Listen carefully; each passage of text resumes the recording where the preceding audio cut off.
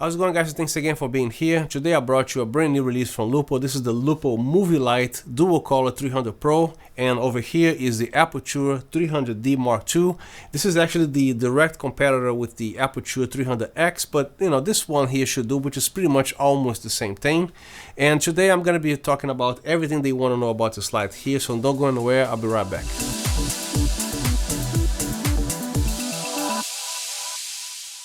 This light also comes with a very nice and rugged backpack sort of style kind of bag with plenty of zippers outside and pockets. I actually modified a little bit the orientation of the inside of the case. I believe this is the best way to fit the light. So as you can see here, the light's cob chip is actually facing the same direction as the reflector.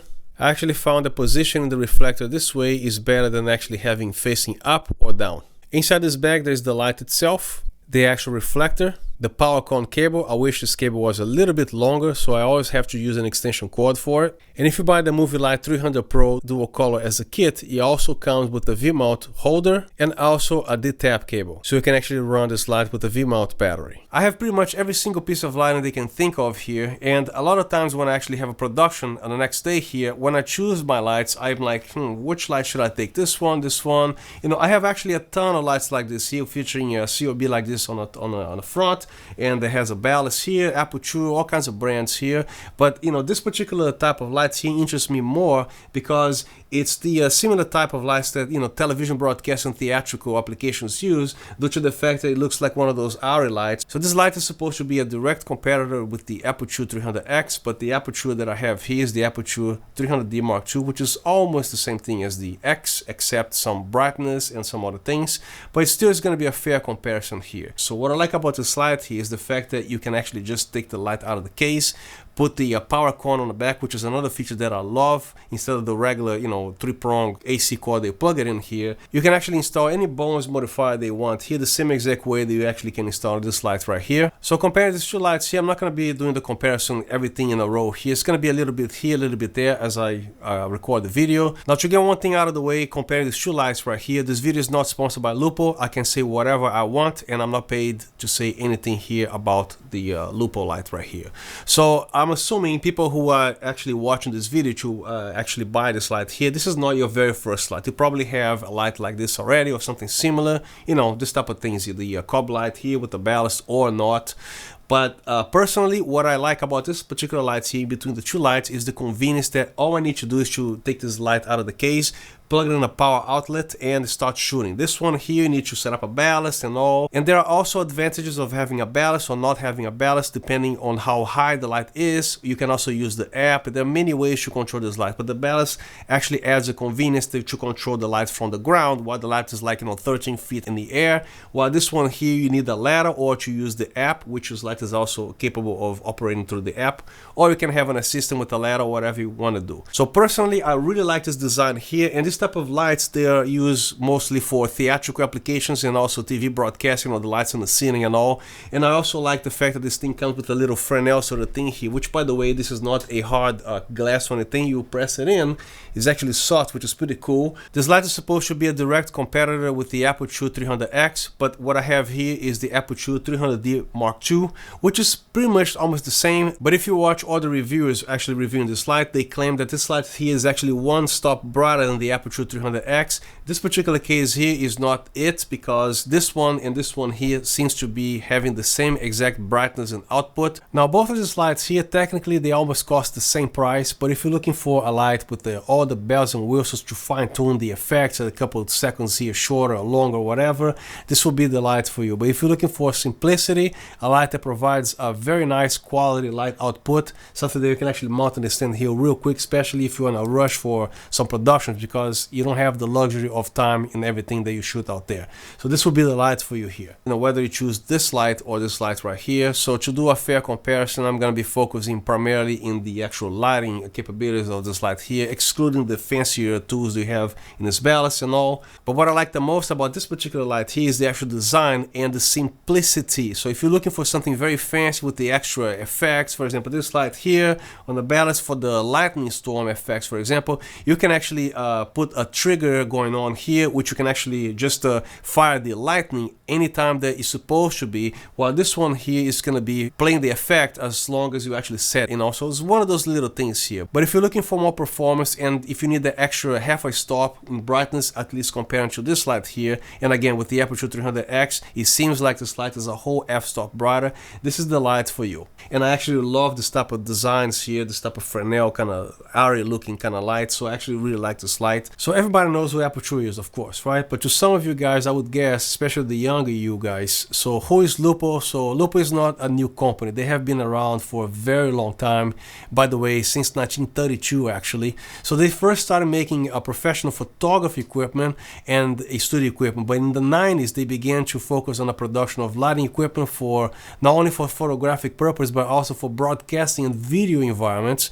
So with the experience gained over the two following decades, Lupo became a very well known and appreciated brand in television studios worldwide. So one interesting thing about this light here is because it is a bonus mount, whether the other Fresnel lights that don't have a bonus mount without any adapters.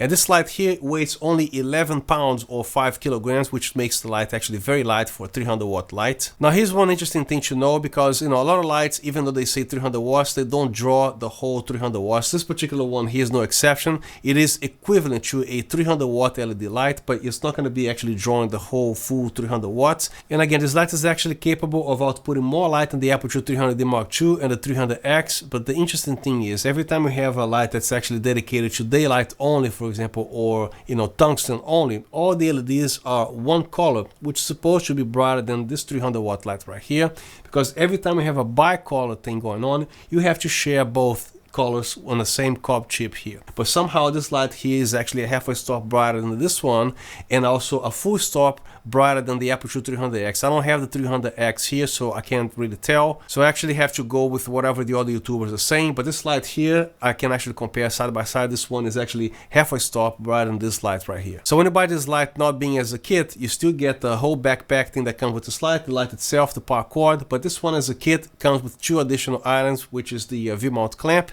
and the actual D-tap cable that you can actually plug in the back here. So there's a little V-mount clamp that they provide when you actually buy this light as a kit that comes with this light. So what I don't like about it is because if I want to mount this on the bottom of my stand here, the pipe is actually too thick for it. And another thing that I don't like is because it is a very tiny little thing, and the actual mechanism that grabs the tube is like in this shape here, so it actually bites like this. So I actually use this thing here, which is a lot better. It has a wider opening here, which allows you to mount this in pretty much any pipe thickness, as thick as this if you want, while the other one again does not bite down here. So you have to be mounting the V-mount battery close to the light here on the thinner parts of the stand here. And then here you can actually use the actual D-tap built in on the actual plate, or with the same D-tap built in on the battery. It's up to you, but I'm going to be using this way here. And all I got to do is to power the light on, and it works just as well. And it also comes with this reflector here, whether you choose to buy this light as a kit or the light itself, they all come with the reflector. But the thing is, this is actually the first time that I see a reflector that's not made of aluminum. So this is actually made of plastic. I'm not sure if it is the same technopolymer material they use as this light is made of, but I don't see a way for you to actually break this thing here, because this is actually very thick. It's at least, I would say, 5 millimeters thick. So, and the inside of the reflector, as you can see here, it reflects just as well as if you were a metal reflector, as you can see here. And another thing that I like is because it is actually quieter when you actually handle the unit or when you actually mount it here. This is an aluminum reflector from the Aperture light, so this is the metal, and this one here sounds like this. When you actually mount the reflector in most lights, including the Aperture and a bunch of other lights that I have here with the bonus mount, what happens is when you actually mount the reflector here, you have a little wobbling going on.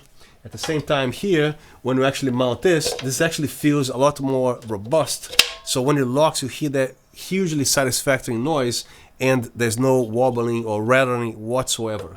And again, the plastic is very quiet. And it doesn't even turn, not even the slightest. And to remove here is the same exact satisfactory feeling of the thing being ejected here. This light, the way it is with the bare bulb, outputs 14,000 lux at 1 meter away, and when you put the reflector here, it outputs a ridiculous 40,000 lux with the included reflector at 1 meter away. And as you expect with a high quality light, it has a CRI of 96 and a TLCI of 98. Both of these lights, they are pro level lights, and the manufacturers, they know that flickering is something that it is absolutely unacceptable in a production, which by the way, this light is no exception, and it operates in two frequencies by the way. So you have the 18 kilohertz and the 25 kilohertz. You should leave it at 18 kilohertz as default if you're shooting something normal like interviews, which by the way, at 18 kilohertz, it allows you to have shutters as high as 1/18,000th of a second, which by the way, who shoots video that fast, unless you're doing like, you know, high frame, high speed cameras. That's when you actually use the 25 kilohertz, which allows you to shoot at shutter speeds as high as 1/25,000th of a second with no flickering whatsoever. But I highly recommend that you set the 18 kilohertz as default, which also makes this light actually more accurate as well, color wise. And here's the back of the light, which I also appreciate lights that are designed this way, such as the Fresnel lights. So if you want to actually power several of these lights in parallel, you don't have to do a huge mess with cables here. You can also daisy chain with the power con connection right here. So you can actually go in, and out, which keeps the whole setup clean. And here's your DMX connections. They feature a 5-pin XLR. I don't use DMX, but for people that use DMX, it's right here, which also they can be pretty expensive if you want to buy a professional DMX, but you know, I don't use DMX, but it's here if you need. And right here is a 4-pin XLR, which comes from the D-tap with the supplied cable here. All you need to do is to plug the cable right here and you are in business. You will actually have set up your V-mount battery. That's simple. Another great thing that I like about this light here for peace of mind is to know that, you know, when you actually power the light on here, this is actually DC only, and this is actually AC on, which means no dangerous current is actually flowing on the V-mount terminals here. So every time you have a V-mount battery, you can actually leave it here connected because there is no current whatsoever flowing in here. Because the dangerous thing would be if you are putting this light on AC and then this light is actually supplying some current that it is undesirable, like having nothing to do with the voltage that's necessary to charge a V-mount battery, you know what I'm saying. So when you actually have the light set to DC, it's only DC, and AC is only AC. This is a beautiful thing here. Besides the ability of having an AC input of 90 to 240 volts, when you're actually using a V-mount battery with this light, same thing happens here. You can actually use a standard 14.8 volt V-mount battery all the way to a 24 volt V-mount battery. But keep in mind, if you use a 26 volt V-mount battery, you might be a little bit excessive here, which is beyond the range.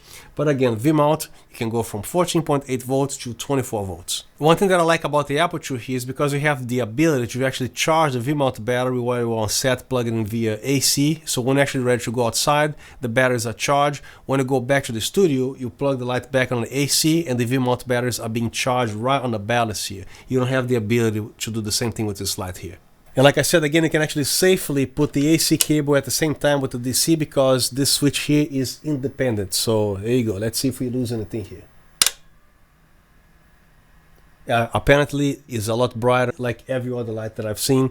When you actually have a V-mount option here, you'll be operating this light probably at 80% or something like that. But just so you know, it's not the same brightness. But it's still bright enough with this battery here. And again, this is a completely individual circuitry here. If you weren't, this would happen. So let's see what happens when I actually eject this cable out of here. And as you can see, nothing happened, which is a very good thing here for having an independent circuit right here.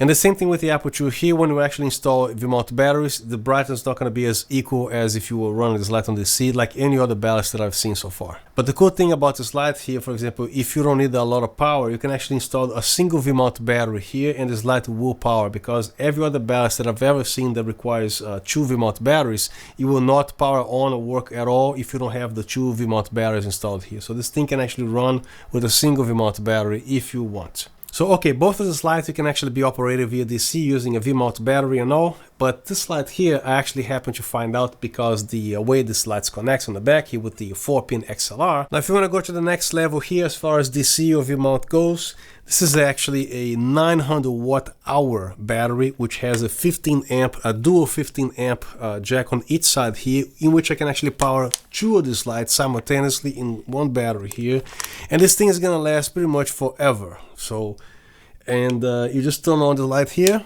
and there you go, works perfectly, and I can actually leave this running on set without even bothering to check the battery status, see how much power that I got here. This thing is expensive, and this is a lithium polymer battery. This is actually more sophisticated than lithium-ion batteries. Same batteries that your mobile device has, because if it was lithium-ion, your iPhone would be this thick right here. Because of the lithium polymer, your iPhone battery is this thin. Same thing with this. And this is a 900 watt-hour battery. So imagine how many hours you can actually run this light and this battery here. So not too long ago, this battery used to cost in excess of $1,000 US. Now you can actually buy for less. D&O Lighting makes it. I'll make sure I have the link in the description if you are interested in buying this battery here. So any light that you actually have a 4-pin XLR here, you'll be able to use this battery for whatever lights that you have, which is pretty cool. So you can actually power this light with a monster battery like this here. And it also features this knob here. It's not necessarily a Fresnel focusing tool. It only moves a little bit, I would say like, you know, a half an inch or quarter inch. This is only allowing you to actually have a slightly wider or narrow beam in case you're using a softbox or a reflector. So when you're actually using a softbox, you should turn it clockwise that way. So this is a tighter beam. As you can see, a little change over there, and slightly wider. So when you're using a reflector, make sure you actually do a counterclockwise, and you have a slightly narrow beam. And when you use a softbox, you just turn it the other way, as you can see. This light has a very unusual way to power, because some lights they operate in 110 volts to 240. This one here can go to as low as 90 volts to 240 volts. So anywhere in the world this light is going to work. And actually, as soon as you plug it in the outlet, the thing here senses the correct voltage, so you don't have to switch any manual switch here to 240 or 120. So it does everything automatically. Now take a look at this yoke here. I've never seen a yoke this thick before on a light of this category or price here. You're talking a 1/4 inch thick or 8 millimeters thickness. So this actually can pretty much withstand anything, right? And this whole thing is made of metal as well. There's no plastic here. The only thing, I wouldn't say plastic, normal plastic, is the technopolymer that this light uses. Which, by the way, if you're a production company, they have many people that's going to be touching this light here. And sometimes with the rush and everything, this light will probably fall, which you definitely don't want it to happen. But anyway, if it does fall, or if it gets like, you know, bang a lot with all the things on the truck or on set and everything, the advantage of having this technopolymer plastic is because when you actually have something made of metal, the more you bang the light in the corner here, the more the metal is going to actually, you know, break. This one here is just going to get scratched, but not actually break. Now to hold the modifier, this light should actually let you hold, you know, like a pretty decent size modifier. And some of these lights, they feature teeth, or the lights, they feature some kind of a rubber material that goes between the light itself and the actual yoke, which is the case right here. And the aperture right here, it features a mechanism that it is like, you know, metal with metal, but once you lock the thing in, you can actually put like a 12 kilogram modifier, which is something extremely heavy, and this light is not going to go anywhere. It's not going to sag, it's not going to droop. This one here, I had to make a slight modification. I went to Home Depot or Lowe's to buy one of those washers that you can actually find on the hardware, on those specialty drawers there, looking for a rubber washer that's like, you know, 3/8 of an inch wide to fit the screw going in here, which, by the way, that cost me only less than $1, but that actually helped to actually grip things more here, because I think that rubber material is more like, you know, grippy, I guess. So right now I can actually put any modifier here, and this light is not gonna sag or droop at all. The way it comes from the factory is good enough, but I actually make it slightly better with less than $1. This light has a display here on the side, but as you can see, when the light is this position here or this position, it's actually in a way to actually access the buttons here. So in my opinion, they should actually move the display on the back here, and if they need to put the sticker here, put on the side, which I'm assuming is going to involve some engineering to replace the boards. It's not really something that's simple to do. But, you know, on the next light that they make, I would actually want them to put this on the back here. And what I want to see also here is some sort of a dial, because I'm actually very used to those little dials that, you know, all my lights have. And also the ability to put some presets here. For example, this light ranges from 2800 degrees Kelvin to 6500. So when you press a button here, you can actually have the presets like, you know, 2800, 3200, 56, and 65. And also the brightness. Let's say you have this light set to 73%. You press the button here, the light turns off in case you're not using the light temporarily. And then when you press the button, it goes back to the same exact brightness they have set before. Many of my lights have this. This is something that I want to see here, including the application, that which they are working on the application still, but the application should also have those things over there. I understand this can actually cost a lot of money to actually redesign this whole thing here, but I still think with firmware updates on the application, they can still give this to us with the presets and also the thing with the brightness that I just talked about. So pick a button there that, you know, goes from 2800, 3200, 5600 and such. That can be accessible in the app as well, I guess. This light, for being a 300 watt equivalent light, I would actually recommend that you actually have a beefier V-mount here, at least on a 200 watt category, but you know, 260 watt hour will be the ideal to run lights like this, especially lights like this here. But you can actually run this light for about an hour using this 200 watt hour battery cranked up to 100%. So let's talk about fan noise here. This is a 300 watt light. When you actually jump to a 600 watt, a 1200 watt and above, you're not going to be worried about fan noise. But for being a 300 watt light, you know, you still can actually place this light somewhat closer to the subject still, in case you're shooting, you know, against the bright window there. So the light will have to be closer, which fan noise in a very quiet place can actually be a little bothersome. But I would definitely assume that most of you guys know how to manage audio, how to properly place the microphones. So you're not going to have a problem with these lights here if you use the proper type of microphone, which is the condenser supercardioid microphone, very directional, very narrow pickup pattern, and the light is going to be actually on the back here, not pointing straight at the microphone, right?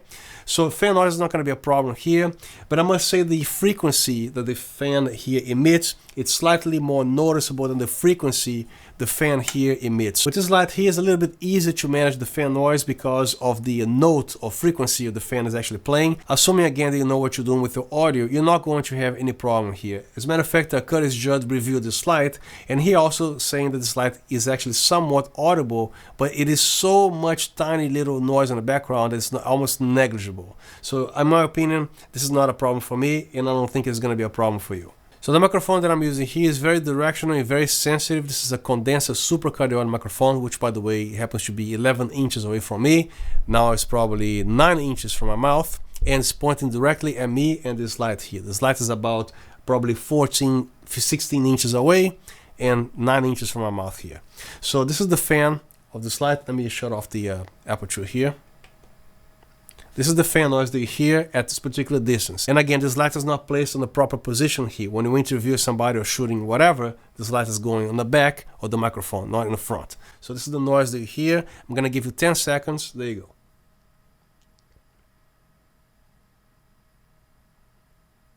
Alright, so now I'm going to be shutting this off and showing the aperture fan. And this is the fan that you hear. So it is slightly quieter. So on these lights here, the fan airflow as usual, they come from here, and the airflow from this light, it doesn't come out of this openings here. It's actually shooting straight out of here. So when you remove the modifier or when you place your face very close here, you can actually feel the air coming out of here. One day I'm gonna find a reason to spend $1,500 on a color spectrometer, which I particularly don't need, because just eyeballing, you know, looking at my stuff on the monitor there, I can actually pretty much see what the thing's gonna look like. But if you guys need to see an entire analysis with the color accuracy and all with the Sekonic color spectrometer, for example, here are two channels that I absolutely love. One of them is Curtis Judd, and the other one is New Layer.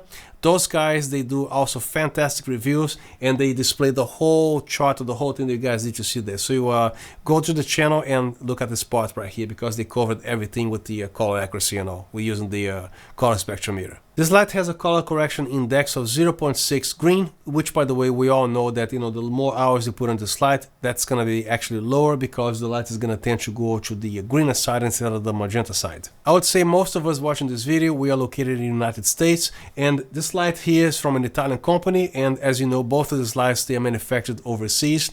Just in case something goes wrong, or if this light breaks, whatever happened with this light, you don't have to ship this light to Italy. Lupo has representatives and facilities in the United States, so if something goes wrong with this light, you actually ship this light within US. Like I said before, this light has the ability of adjusting the beam a little bit here, but keep in mind that anything Fresnel related or anything that has to do with optics, keep in mind that not all of them is going to work here. The aperture, most Fresnels, they will not work with this light, again, because of the position of where the LEDs are sitting and the distance right here.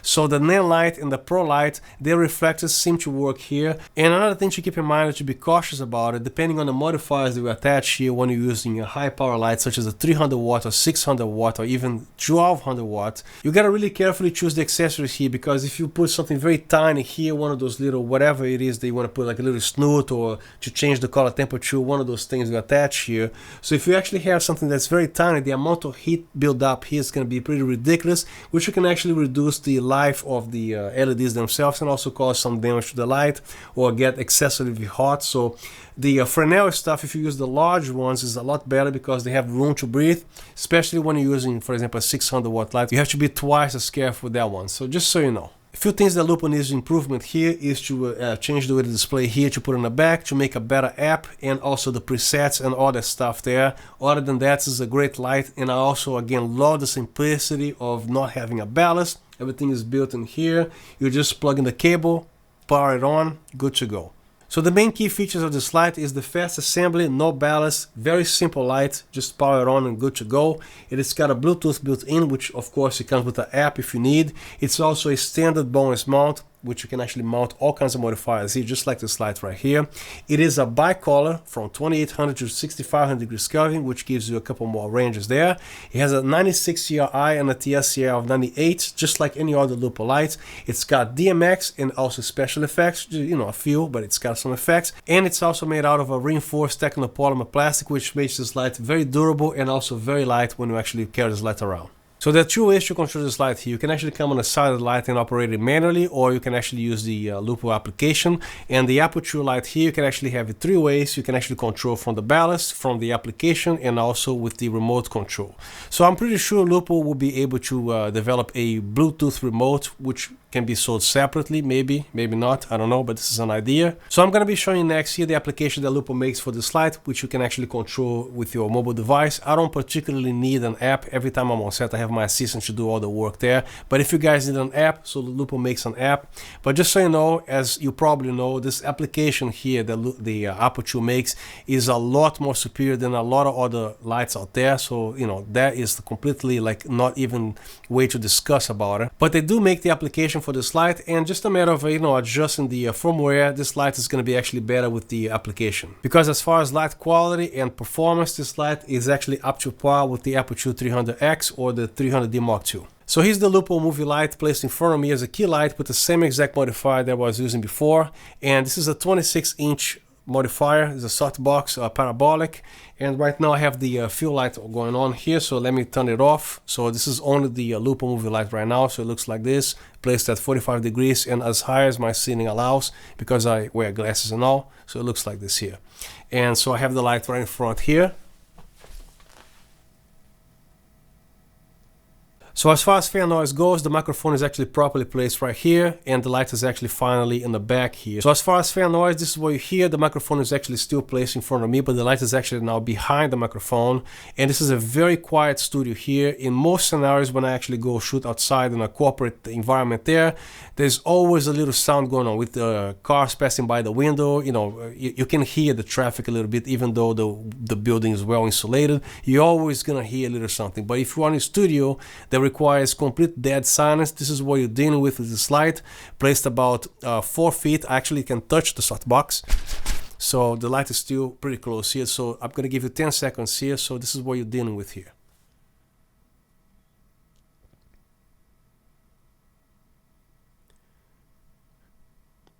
So if you can still hear, the fan is almost negligible. You know, you can get away with a lot of things. So especially when the talent is speaking, this is not going to be in the way. So even if you speak on this tone here, I don't think the fan noise is going to be a problem. And again, a 300 watt light needs a fan.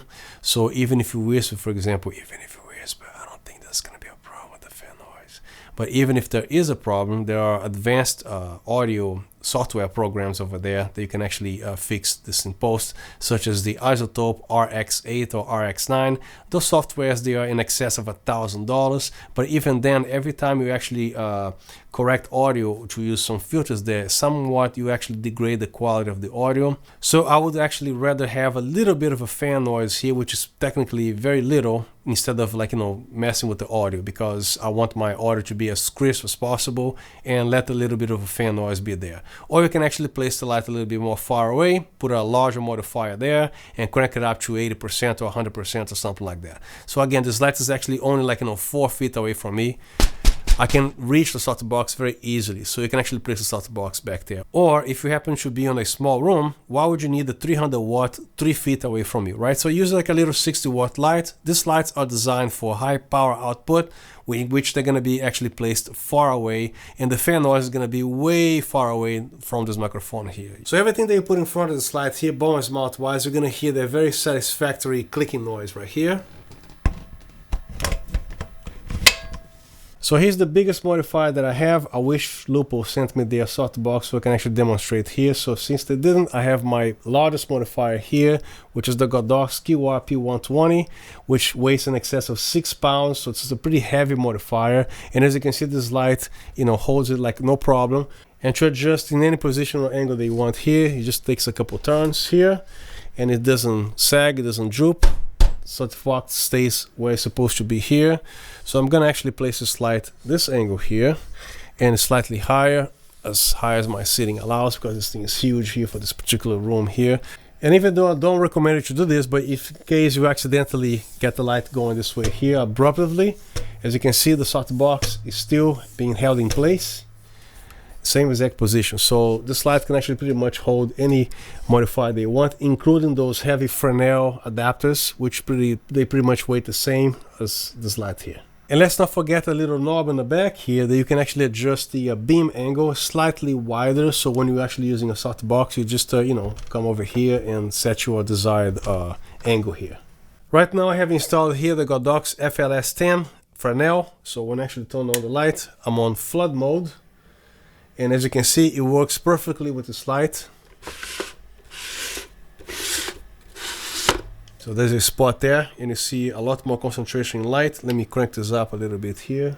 I don't know if that makes a difference. It's difficult to show on video, but on a naked eye, I can see like a very tiny little ball there. And then when you go back, you actually increase a lot. It's a lot wider. So it works pretty good with this here, but ideally the best way to do is to get a Lupo brand, because every light, the way the LEDs they sit in the front here, is always the best idea when you actually have the optical made for that particular device here. But as you can see, the godox works pretty good as well. I don't have the aperture Fresnels, but I've seen on other videos that they don't work well with this optical wise. And the main light and the pro light, they seem to also work very well with this light right here. So except the aperture ones, as far as I know. But this one here is doing a good job, as you can see. So I have here a Fresnel with a barn door. I tightened here as much as I could. As you can see, this light has some trouble holding a modifier of this type here, because it will slightly droop, as you can see here. So if this thing was made of a tooth here without any rubber in between, or somehow the same design that the aperture made here, which is a metal disc against a metal disc, and as you can see, this light cannot be used with this modifier. If you attach the barn door, it's going to be way too much. And I didn't even set it to full spot yet, because if I did this here, the thing's going to be even heavier. So the thing's going to actually droop even faster, as you can see here. So right now, the way this thing is built, it's not able to actually hold a modifier of this type here. So right now I have this modifier here, and unfortunately this light is not able to hold a modifier this heavy, and I don't have the actual Lupo Fresnel if they made one. This belongs to a godox M600D, so when I actually put this Fresnel on that light, it cuts light very sharply. But right now, if you want to use this modifier here temporarily just to cut light, this is the results that you're actually gonna have. Now, having this Fresnel installed on a godox M600D, which this Fresnel is made for the light, the edges there, the cutting of the light is very sharp, but this one here is a little soft. But again, it does the job as far as cutting the light, but not as perfect as if you have an actual Lupo Fresnel, if you will. So the only Fresnel that I have here is the one made for godox, and as other YouTubers were saying, when you actually use an aperture Fresnel here, it's not going to work well or at all with this light. But the Nan light and the Pro light, they seem to work better. But again, the godox is not going to work with this light here 100%, and the aperture, it doesn't seem like it works with it either.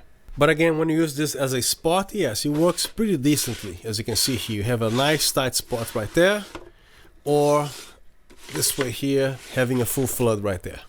Alright, so right now I'm going to show you guys the app, which is quite simple. All you have to do is to make sure the Bluetooth is enabled on the light by going to the menu and set the device to on. And here's the actual app, and the dispositivo trovati 001 means, you know, device is available. It looks like they only have this thing in Italian, or you can go to school, or, you know, forse è ora di imparare l'italiano. You can learn some Italian. So anyway, so click in here. And the first thing that you see is the actual thing here. You have the device settings, which you can actually have the fan mode on and off. I don't think there's a way to shut off the fan. That would be cool, but that's not the case. So when you turn it off here, it doesn't make a difference. And the display always on is just, you know, how long the little blue display is gonna. I usually like always on. And then menu view, only manual, DMX, whatever. So since I don't have a DMX, only manual. And filter low speed, I think this is very important, especially when you actually ramp up and down the dimming, you know, the color temperature and the brightness. Make sure you have it set to low speed. This is what it means, the filter here. So if you go to the full speed, the normal speed here, I would highly recommend that you set it to low so the light actually responds slowly. This is what you want for that nice gradient type of a ramp, right? And the linearization, you have the linear, which the dimmer works like in the regular way, or you can actually have the exponential or logarithm. So I'm going to leave it set to linear. So click down, and on the top left, there's an arrow here. So device settings, click on that. The next one will be DMX options, in which we have all this here. So again, I don't use DMX, so I'm going to skip this. And then edit name. I don't have to edit name, but you can actually put the Lupo Movielight Pro 300 dual color, whatever you want. So click on the X here, and firmware update. And currently there is no firmware update, so hit cancel. And on the bottom right, hit go. And then one important thing here. So when you actually try to operate the light, you see nothing happens, right? So there might be a little bug here. So just in case this light is not working, even though you turn on the Bluetooth and all you have to do is to go here on the RGBW or the HSI, tap there or whatever. And then you tap back on CCT, and then the light is going to be working for some reason. So I found the workaround of that bug. This app currently has it. So as you can see here, now you can actually range from 0% to 1% increments all the way to 100%. And also notice that when you actually set the filter to low speed, everything is very stepless and very smooth, very gradient, as you can see here. So there's no, like, you know, flickering or no steps, right?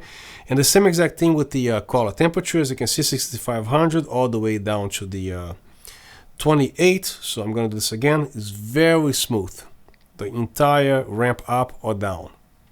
So if you actually have a scene that requires the light from going to very warm to very cold, you can actually do this in real time on set, because this light is going to do that for you.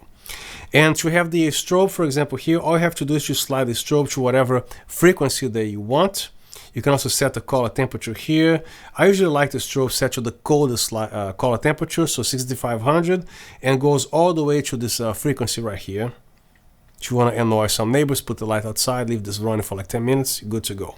And as far as I can tell, that is pretty much it for the app. No other effects control here, you know, like lightning storm or anything like that. So right now you have the light intensity, the color temperature, and the strobe, and that's pretty much it. So here's the actual display, which is very simplistic and a little bit of an old school kind of display, but you know, it is what they have here. So to set the intensity of the light, the arrows up and down here, all the way from 0% to 1% increments, all the way to 100%. And to change the CCT on the bottom here, all you have to do is to quickly press OK, and then the arrow jumps here, and then you range from 2800 degrees Kelvin all the way to 6500 degrees Kelvin in 50 Kelvin increments, as you can see here. To access the menu, press and hold the OK. And here you have the manual, the Bluetooth settings, the device settings, and then reset device, info, and exit. So going back to the manual. So this thing here is a little bit tricky, is a little bit of getting used to. So hit the menu here, so hit OK, and then CCT mode is on, and then leave it on the way it is. So if you want to activate the next thing, just Press this button here, and then you have the effect mode on and off, and then you can actually hit OK, and then you have the actual effects without actually turning them on. So you have the lighting, paparazzi, television, and back. So let me make sure I have all of here. Lighting, paparazzi, television, and back. So it's just like 3 or 4 effects. So let's try the paparazzi one. Hit OK, and then you actually have the dimmer here, which is the intensity of the effect. And pressing the OK button is gonna get you the interval from 10 all the way down to 1. Not gonna spend too much time on this, just one more. The lightning effect, you press the OK button, and then the same thing, the dimming, the color temperature, like you press the OK button, you can actually change whatever color they want the lightning to be. Usually what makes sense to me is the colder temperature, like 6500. You can also set the interval here. Right now is at every 1 second. Keep in mind, if you take too long to make a decision here, it's gonna go back to the dimming here. So you gotta press the OK button again, and then you change the interval here. So right now it's gonna be not playing anything for as long as 20 seconds, which is a good thing, because you don't want this thing to be firing a lightning storm every second, right?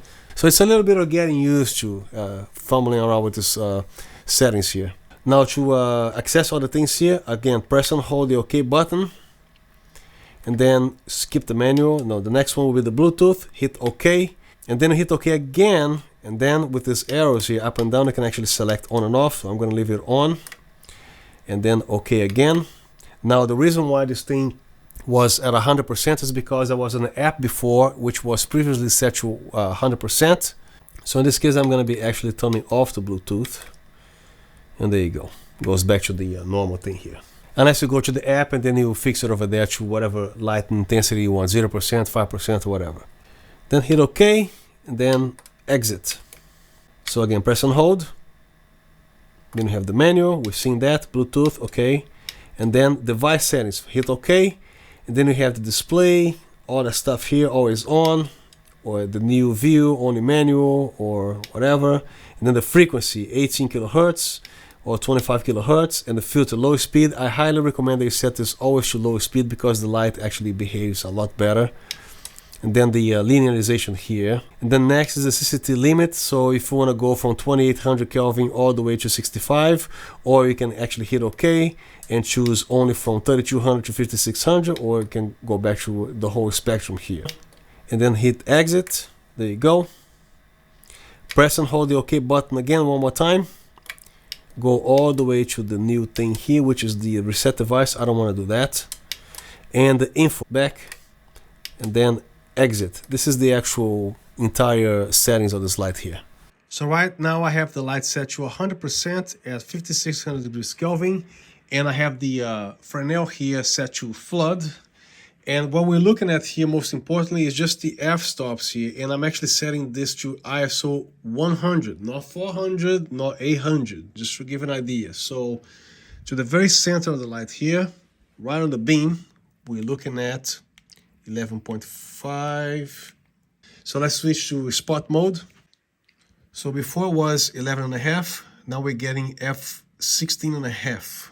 So I try to put this Fresnel here on the Aperture 300D Mark II. Somehow it's not able to fit this light for some reason.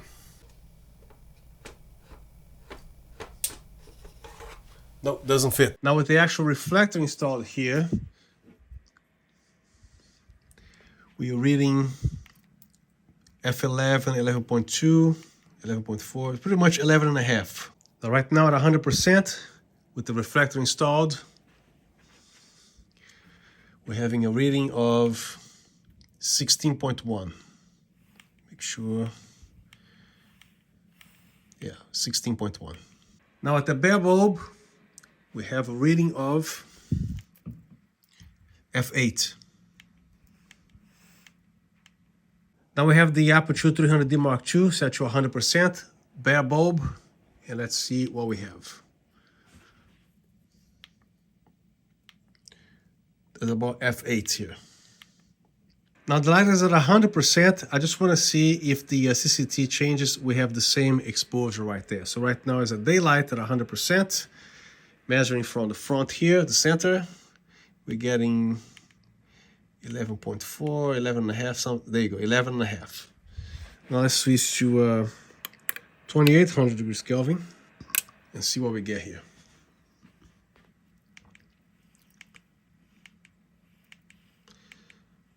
Okay, now going all the way up to 6500 degrees Kelvin.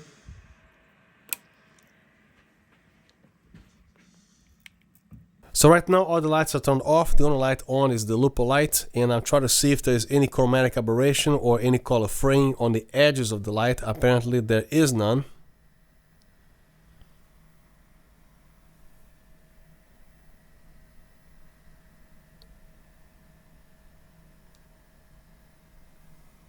Now the same test with the aperture light. On the very corners there's a little bit of a green thing going on there, as you can see. But just the little green thing going on here. So when I actually turn on this light back here, you see that problem does not exist there.